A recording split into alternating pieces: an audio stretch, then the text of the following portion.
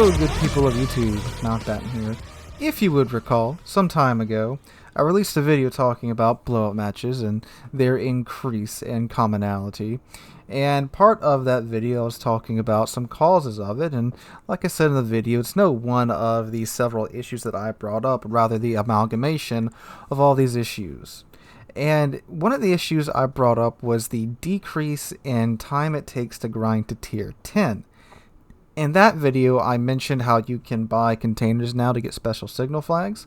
Special signal flags that, when they were originally introduced, were given out not too often, but they weren't exactly scarce either. But now you can buy $80 worth of containers and get all the signal flags that you need to grind to tier 10, as you've seen in the prior X amount of games to tier 10 video that I've done, and you'll see again today. But that and not only the addition of those flags, but the ability to put 21 of those flags on your ship now.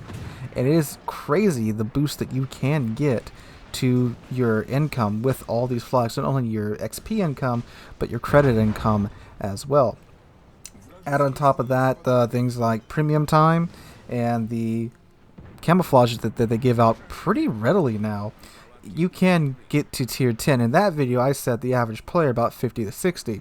And then, as kind of just an aside, I said somebody with my resources, so my knowledge of how to farm, my credits, and the amount of camos and special signal flags that I have from, well, just playing this game for a little over 3 years now.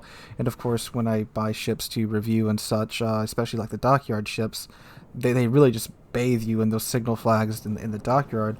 I said I could probably do it in about 20 matches.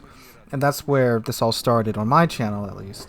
And many people in that original video said that it was impossible, that it couldn't be done, that it was mathematically impossible. They didn't believe me. And, well, I did it.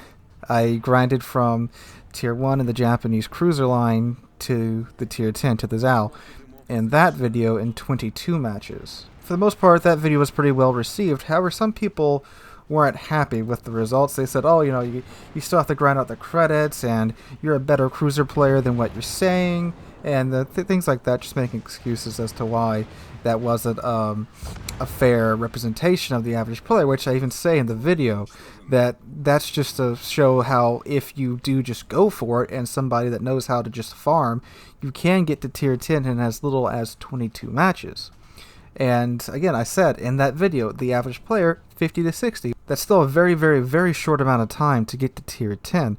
Now, I'm not saying tier 10 should take, 300, 400, 500 games to get there. No, I'm not saying that at all. I'm just saying that, 50 games, you don't really know what's going on. But again, this is for players that throw money at the game, and that was the whole issue of that those first two videos, is that you shouldn't be able to just throw money at the game, then boom, get to high tier like that.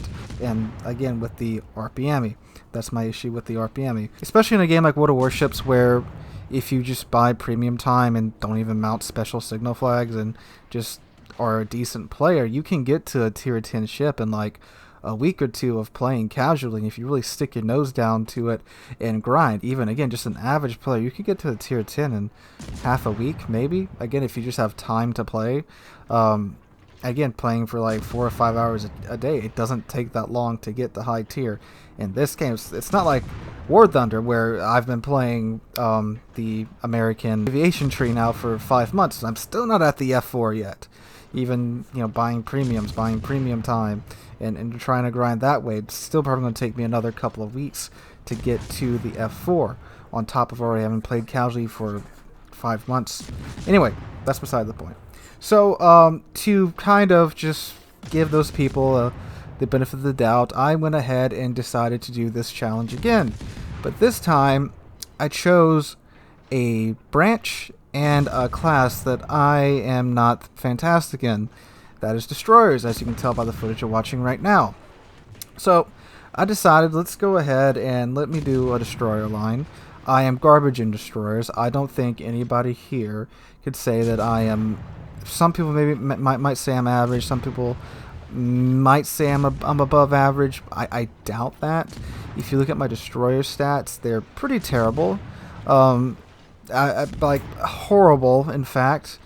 Recently, they've gotten a little bit better. I mean, I've gotten better all around from, of course, playing this game for 3 years and starting to branch out from battleships to cruisers last year. I'm a much well-rounded player in that regards now, but I'm still garbage in DDs for the most part. If it's not Apollo Emilio, why I just sail straight at the ship and throw torpedoes in their face, I'm pretty bad. So with that knowledge in hand, I went ahead and said, well, how can I make this even more difficult? Well, let's do the Soviet destroyers, a line that many people claim to be one of the most lackluster now, and has been power crept for sure by the French DDs, and with the addition of CVs and the AA rework, even the AA Soviet DDs, which I didn't go up, their AA is nowhere near what it used to be today. But I went for the Khabarovsk because, well, I mean, if you're going to go up this line, why not go for the Khabarovsk? So, with that knowledge in hand, I once again set out to make this just like the original 22 games to Zal video, where I bought two $40 bundles worth of containers. Again, simulating that a new player is coming in, throwing money at the game, he wants to grind quickly. Best way to do that is, of course, buy special signal flags. That's information that can be found with one simple Google search. So, the issue was, when I did the 22 games to Zal, the German CV event was going on. I bought the German containers. Well, that event's no longer going on, so I had to buy two of the $40 American container bundles, American battleship container bundles. And they give pretty similar rewards to the German ones. I think it's almost identical with a couple of changes here and there. But, well, when I bought that, I got my special signal flags all right, but I also got 85,000 free XP. Which, just like with the German containers, they gave me about 72,000 free XP. Or was it 75? I don't remember exactly. But this time, 85. Like, good God. If a new player did that, they literally just got to tier 6. Just like that. So, yeah. Armed with this amount of free XP, my special signal flags, I set out for tier 1. Put my special signal flags and all my signal flags on my little tier 1 Soviet ship. Was it the Orlan or whatever it is? And of course I put the special camouflage on as well. And this is another point of issue that people had with the first video, being I have the Spring Sky camo, which is the best, I think it's the best, if not one of the best special camouflages, and people were complaining about that. Well, I hate to break it to you, this isn't a camo that you buy or anything. You get it during the Lunar New Year events. I think they gave it out again this year. I'm not sure. I'm not sure if Lunar New Year has happened yet. It's just given out every Lunar New Year, I believe. So that's just for me playing the game. And if you have an issue with that, take your pick of any other special camouflage. They give these out for every event. There's one out right now, not Stars and Stripes, like Stars and Stripes 2.0 or something like that. I don't know what it's called, but looks very similar. Gives pretty good boost. The red, white, black camo for the German event, and again another good camo. The Victory camo they gave out for the Soviet cruiser event, that's a good special camo too. The only thing is the massive boost that the Spring Sky camo gives you to your free XP. It's like 770%. If you take out the Spring Sky camo and slap in any other special camo, I mean, add 4 games, add 5 games maybe, with the lack of that insane free XP boost. So, okay, add 5 games to the total. Still 27 games to tier 10 instead of 23. I'm sorry, 28 games to tier 10 instead of 23. That's still insane time. So anyway, slap that camo and those signal flags on my tier 1 DD, and, well, didn't have that good of a match. This was a pretty consistent theme during this go-round. I didn't really get fantastic teams this time around. When I went through the Zal, I had a very, very, very good streak of luck, and I think I had like a 15-game win streak, which that's crazy on a normal day, let alone a weekend. And I did the Khabarovsk on a Monday and a Tuesday during the Thanksgiving holidays, so during the holidays, kind of like a weekend, kind of, sort of. But the teams weren't that fantastic. Now, I did have some fantastic teams, some good teammates. It just couldn't get it together. So I wound up on a lot of these Soviet ships having like a 30 or 25% win rate. So yeah, that definitely hampered the progress. And if I had that same set of luck I had with the Zal, there's a very, very good chance that I could have done this in under 20 matches, which would have been actually insane. But anyway, so I just played one match at Tier 1 just to do it. Didn't need to play Tier 2 the Tier 5 because first off, with the XP just from the Tier 1 match, I could easily get to Tier 4. But throw in the 85,000 free XP that the containers gave me, I could now go up to Tier 6. And by the way, of course, I cannot use any pre-existing free XP during these hypergrind sessions, during these challenges. So that huge stack of, I think I have like 800 something thousand free XP, I can't touch that. I can use my credits, however, because again, I play with my resources. That's the original claim we're going off of. And people did bring that up. You have to grind for the credits too. But with this stack of a bunch of special signal flags, the already economic boost flags, and then the camouflage that you get with the ship, you wouldn't really have to play that many more matches to earn the credits that you need. Oh, and of course, premium time as well. And of course, I couldn't play with anybody from the clan. I couldn't div up. I had to go off by myself. And I could use any type of daily free XP you get from the missions or anything I would get during the daily containers too in my grind. Just anything a new player would come across during their daily grind. That's the rules for this. I forgot to go over those at the start. I apologize for that. Anyway, so let's go ahead and break it down by the ships I grinded through. So Tier 6, the Ognavoy. No, sorry, the Gnevny. It wasn't that bad of a ship. Tier 6, it was okay. It wasn't fantastic, wasn't underwhelming either. I had some pretty good laughs in it, as I'm sure you've already seen the moment from the first clip of me in the Gnevny. That was pretty fun. The biggest issue I had was that the guns weren't that fantastic. This was an issue with the Gnevny and with the Minsk. The single mounted 130s were kind of really wonky. You know, you had to show a lot of broadside to get multiple guns on target. Their aim seemed to be a bit wonky. A smoke screen was nice, but I never really got in a place where I could just sit there and farm anybody. I mainly used the smoke screen to disengage, and I was just running around trying to gunboat everything because their torpedoes were only 4 kilometers. But I did get some use out of them, as you should have seen by now.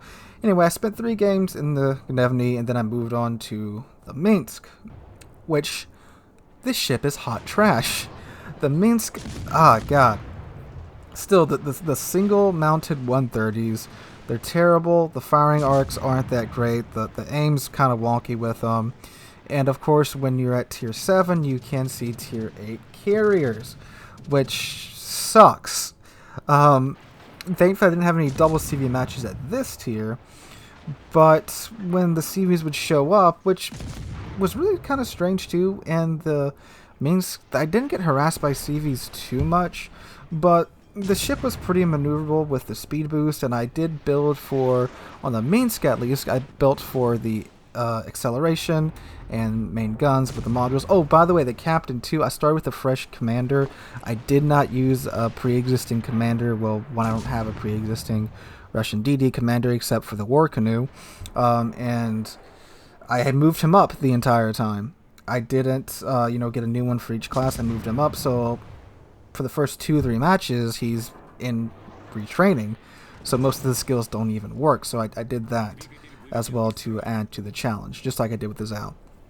Anyway, the Minsk, the acceleration, deceleration is really good. It was always fun to just slam on the brakes and watch the shells go flying away in front of you, and then go in reverse to really mess with their heads. So, there was some fun had in the Minsk, but the main guns just are atrocious. So only spent 5 games in the Minsk, and then went ahead and moved on to the Kiev. Something else I was doing too is I wasn't researching every single module on the ship. I was just researching what I needed to go on to the next tier. For a couple of them, I did get the range upgrade because that was nice. And sure, if I didn't do that, I probably would have done it 1 or 2 matches quicker. But I decided I needed the range on the guns. So the Kiev was absolutely amazing. From the Kiev up, the Soviet DD line, the gunboat line, is fantastic. It was a ton of fun. I was so happy when I got there too. It might have just been, it just wasn't the Minsk that made me see the Kiev in such a good light, but I had some really darn good matches in the Kiev, the tier 8. CVs were much more of a problem here. The way I was playing these ships is that I was staying, kind of around my maximum gun range because they have very flat arcs and the shells have very good velocity, so you can sit out at like 13, 14 kilometers, or 12 if you're in the Minsk, and just throw your shells at them. They have fantastic AP too, so anytime anything showed me broadside, I would switch to the AP, and if it was a battleship, I either aim at the front of their bow or their upper belt. A cruiser, just aim for their citadel, which I actually did citadel quite a few cruisers going through this grind. Other than that, HE all the way. Torpedoes, I think I used the Kiev torpedoes like once and they didn't even connect, I do believe. But anyway, had a good time with the Kiev, but this is where I really started to get those losses. And it took me 6 games to get through the Kiev. Again, if these had been victories and I got the victory boost, honestly probably would have been 4 or 5 matches. But even on the losses too, with all these signal flags stacked, as long as I didn't get like annihilated at the start of the match and I still got my damage in, I was still getting around 29k to 30k XP per game between the XP on the ship and the free XP. I did try to take a screenshot of every single battle.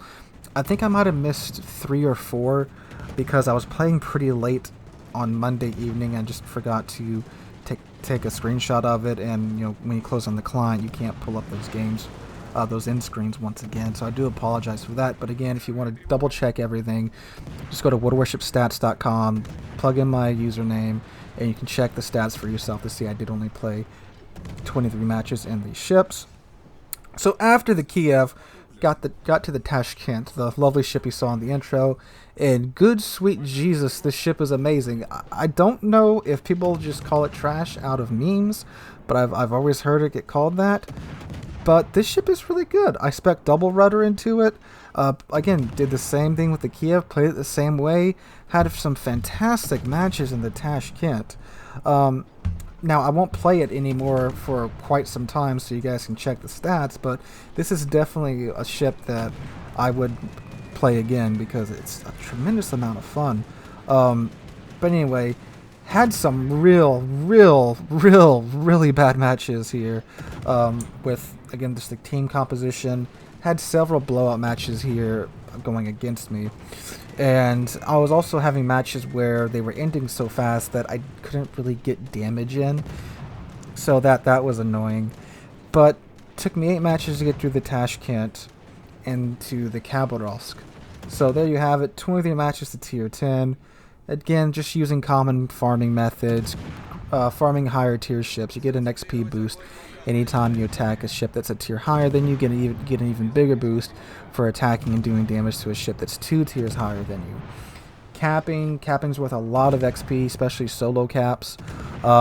Assisting in captures too is worth a lot of XP, not as much as solo caps though, of course.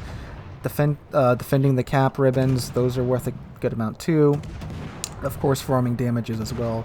Going after DDs because you are awarded based upon the amount of HP you take away from that ship comparative to its overall HP. So, for example, if you wipe out 2/3 of a DD's HP, you get the same rewards as if you wiped out 2/3 of a battleship's HP. And of course, just farming damage too, you get rewarded for that quite well as well. So, if I can do this on a destroyer line, on the Soviet destroyer line, a line that many say is power crept or has been nerfed into the ground or is just garbage anymore, then anybody can do this, if they know how to farm at least. Now, take that knowledge away and throw a newer player in this situation, again, I'd say double the matches, so 50, 60 matches for a new player to do this. That's not a lot of matches to get to tier 10, and that was the point I was trying to prove in the original video, and this just kind of cements that even further. So, let me know what you guys think in the comment section down below. I'm sure some people will have a lot to say about this. That's wonderful. Like hearing you guys' opinions all day, every day. Hope you guys enjoyed. If you did, make sure to drop a like and subscribe to the channel. We're going on our way now to 20,000 subscribers. We just passed 19,600 recently, and I cannot thank you guys enough for that. Hope you guys are having a wonderful Wednesday. If you're traveling to visit your family for Thanksgiving, Please stay safe and take all the necessary precautions because we still got the old Rona going around. But hope you guys are enjoying your holiday and time with your family if you are visiting them, and hope to catch you guys in the next one.